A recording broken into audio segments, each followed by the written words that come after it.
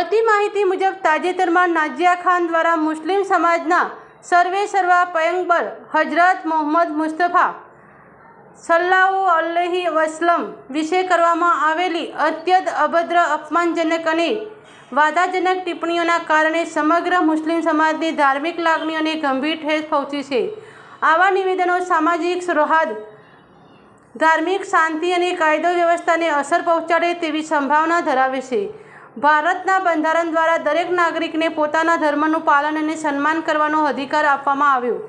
કોઈપણ વ્યક્તિ દ્વારા કોઈ ધર્મગુરુ અથવા પૂજનીય વ્યક્તિ અંગે અપમાનજનક નિવેદનો કરવું કાયદેસર રીતે ગંભીર બાબત છે અને તેના વિરુદ્ધ યોગ્ય કાયદાકીય કાર્યવાહી થવી આવશ્યક છે.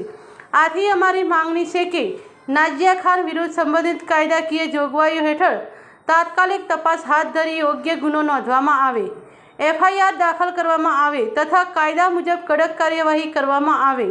સાથે ભવિષ્યમાં આવી પ્રકારની धार्मिक भावनाओं ठेस पहुंचाड़ती प्रवृत्तियों सामे पण कड़क पगला लेवामां आवे. हमारे नबी के शान में गुस्ताखी की है नाज़िया खान ने, तो उसी के विरुद्ध में आज हम लोग आवेदन पत्र देना है कलेक्टर श्री को, ताकि उसके ऊपर कड़क से कड़क कार्रवाई की जाए और उसे फांसी की सजा दी जाए. आज 1000 के ऊपर महिलाएं इकट्ठी हुई है मुस्लिम समाज की, और आज मुस्लिम समाज की महिलाओं ने बता दिया कि हमारे नबी की शान में अगर गुस्ताखी होगी तो हम लोगों पे भी आ सकते हैं और किसी भी हाल में हम वो चीज को बर्दाश्त नहीं कर सकते. पूरे भारत में इसका विरोध हो रहा है, तो अरेस्ट क्यों नहीं हो रहा है?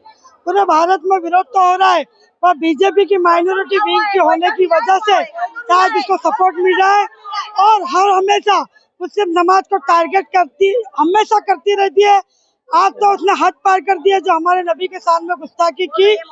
इसी के वास्ते आज तमाम मुस्लिमा ने पूरी लेडीज यहाँ मौजूद है, ताकि आज हम कलेक्टर श्री को आवेदन पत्र देकर ये कहेंगे और ये रजूआत रखेंगे कि उसके ऊपर कड़क से कड़क कार्रवाई की जाए और उसको फांसी की सजा दी जाए. ब्यूरो रिपोर्ट इनायत मंसूरी, सूरत.